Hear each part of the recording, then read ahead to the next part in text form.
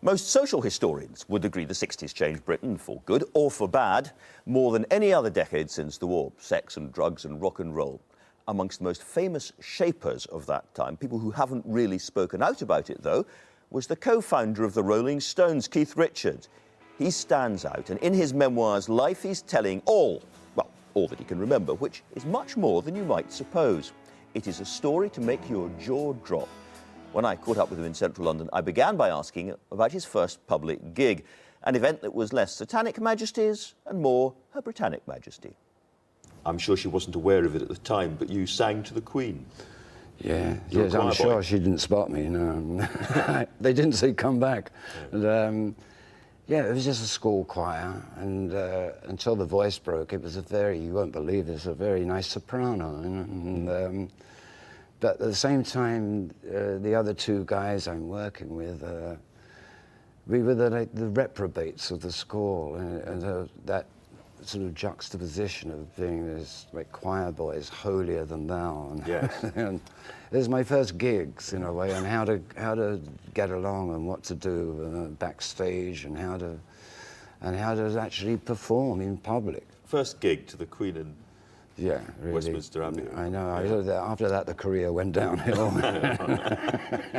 But there's also this time there's a very brutal cut-off at the 11 plus. Some go one way, some go another. Yeah. And the Michael Jagger went one way. Yeah, I went the other. Keith Richards went the other. Yeah, I did. And then you meet up again because you same school, and you meet up again. And it's a bag of records under his arm that catches your attention. Yeah, yeah. By then I'm going to Sidcup Art School and get on the train, and there's Mick with this treasure under his arm, as far as I was concerned. Yeah. You know, it's the best of Muddy Waters and a Chuck Berry album called Rockin' at the Hops.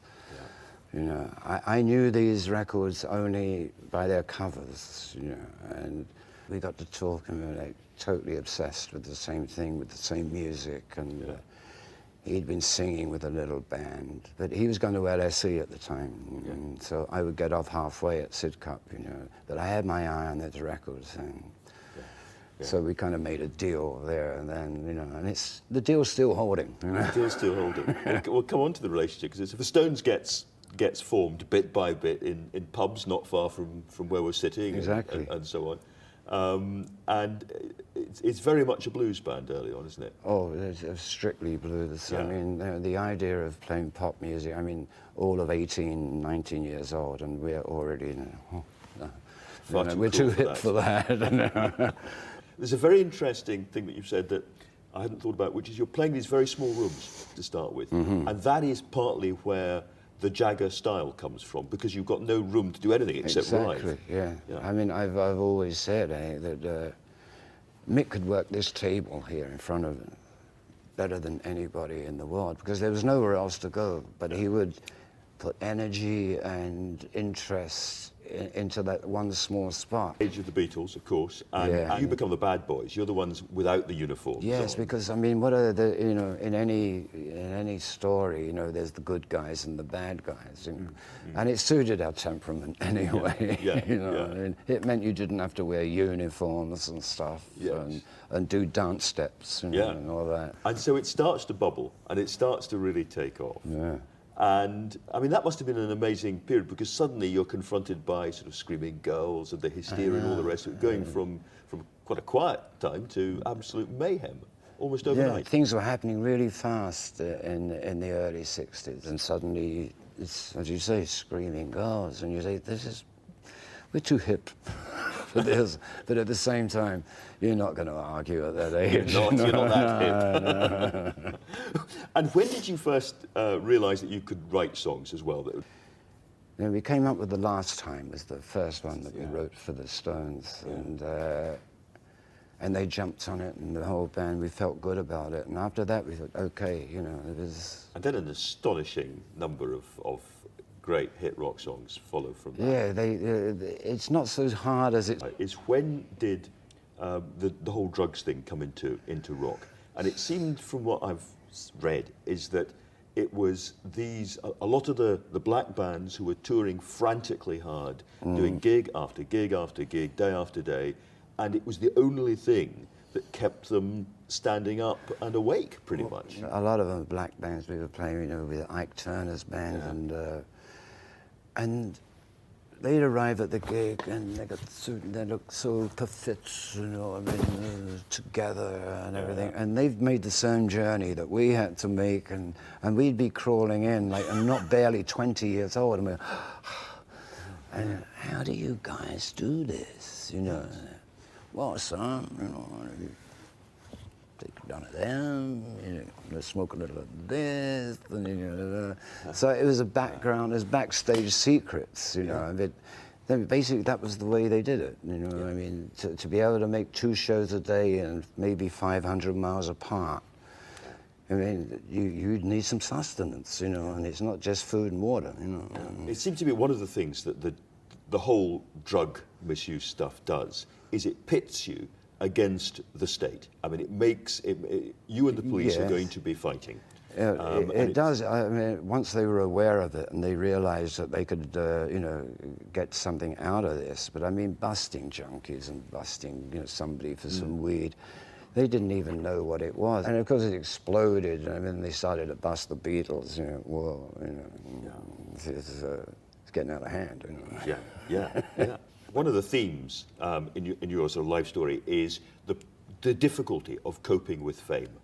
How you survive in that bubble when everyone is kind of on their knees saying, you're a god, you're a god, you're a god. I know. I think in its own weird way, that's where heroin or the stuff sort of helped me, because it really kept my feet in the gutter, not just on the ground, But fame is probably a bigger killer than drugs in my game, if you want to call it that.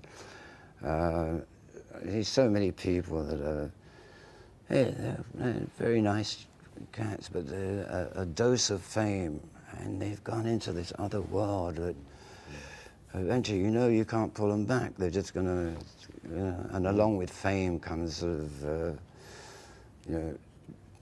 terrible decisions about what to do and who you think you are and how to treat other people. Well, I'm coming on to the relationship with Mick at this point. You thought I might be, I suspect. Yeah, sure. Because at one and the same time, it's apart from family, it's the longest and probably most intense relationship of your life, I would imagine. Yes, say that. And there's amazing. And enduring. And enduring.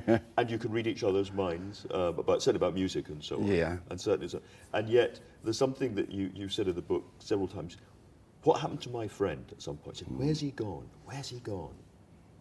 I mean, we were talking about fame just now. Yeah. I mean, I was very, very worried that he'd gone there too. And to a certain extent, he did for a while. And this was the period during the 80s. Yeah. And I have to say, in defense of my friend, sure, I wrote the songs and I'm coming up and doing the gigs. I'm doing it, but in that period, I had nothing to do with the running of the Stones. He assumed control. He assumed that he was the leader. And so when I stopped the dope and I said, hey, Mick, thanks for holding the fort. I'll carry some of give me the load. I'll carry my load now. And it surprised me that instead of with a sigh of relief, he didn't want to relinquish one of his strings. It was Mick Jagger and the Rolling Stones. Yes, it's this assumption that that he was bigger than the Stones, which I started first to annoy me and then slowly enraged me. Well, you were famously at war for a while. World War III, we call it, within the band. When in the 80s, when this thing with Mick happened, and I betrayed, we are betrayed. I'm talking to Charlie Watts. He's betrayed the band. I mean, I don't mind him betraying me, but you can't betray the band, There's just as much my baby as his, And also I thought it was taking it off in a slightly wrong direction.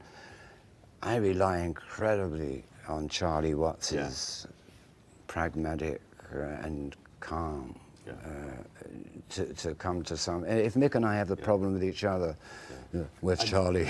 and at this point, he thought the band was finished, didn't he? I mean, he was so worried that he thought the thing was over.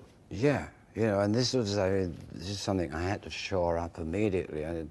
At the same time, when I thought a band that's been together for virtually 25 years or so, because I'm talking about the middle 80s now, 85, 86. Yeah. And, there's bound to be a point where friction comes into it. You know, nobody has the perfect marriage, and nobody has, you can't expect it. Even then, I was thinking, but if we can get over that, one way or another, then we'll be a lot stronger for it, if we can heal the wound, and which is what happened. You did all the huge tours that we all remember. These, I think, bigger than anybody else's. These huge tours. Tell me a little bit about what it's physically like to be on stage doing one of those things. It's a sort of kaleidoscopic sort of mayhem, and you only have. There's no two takes in that game. You're on stage, you're on. You can't stop.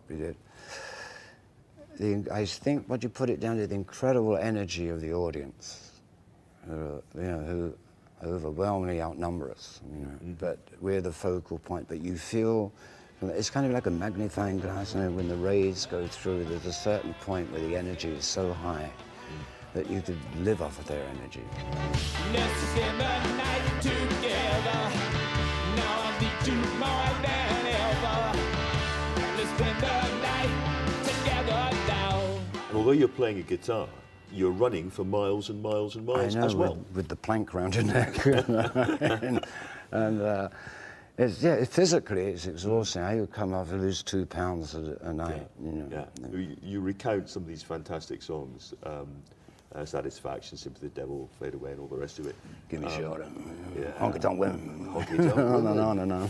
And where do they come from, the riffs? And I mean, there's a famous day, I think Satisfaction, you were fast asleep. Yes, you woke up and... Yeah, that's the perfect way to write a song, is to dream it.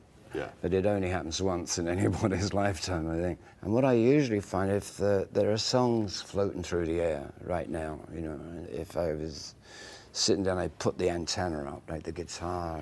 I say maybe play some Buddy Holly songs, or,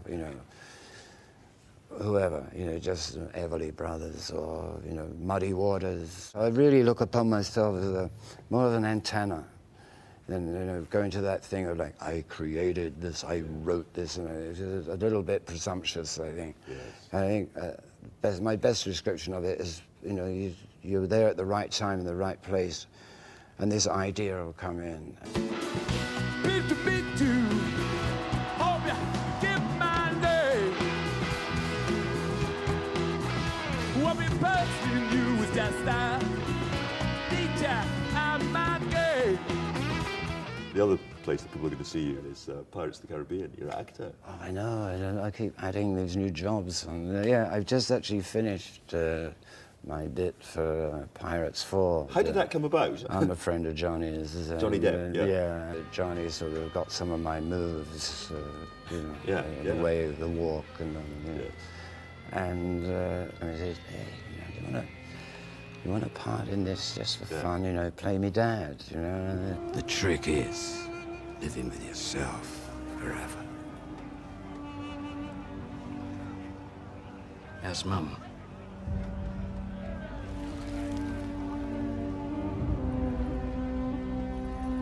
She looks great. And looking back now, for you, the favourite album would be what? Exile on Main Street or Beggar's Banquet? Or it's hard to pick the impossible. babies, like the Solomon, but Exile, Beggar's Banquet, Let It Bleed. Yeah. Bridges to Babylon, I liked very much. I mean, it's not in there with that incredible body of work. A lot of people would say some dirty swamp blues. That's what we want. We want to get back to some of those I got early loads stuff. of. Yeah. I always in the back of my mind is, we can always go back to being a bloops band. Yeah, I can find a really, really small, stinking little club. Like Slim Harpo stuff. In the end, if on the famous epitaph sort of thing, as it were, Keith Richards, the man who, what would you like it to say? One of my favourites, I told you I was sick, but and you can add the credits later. Keith Richards, thank you very much indeed. Andrew, pleasure. Thank you. Yeah. The one and only Keith Richards. His autobiography is out later this week, but you saw him here first. When we met, he also talked a lot about his childhood, which was properly Dickensian, great expectations and all of that, and as well as how the Stones was formed and his take on how Brian Jones died, much more. And you can watch the full interview via our website, and we'll put up the link later this morning. And now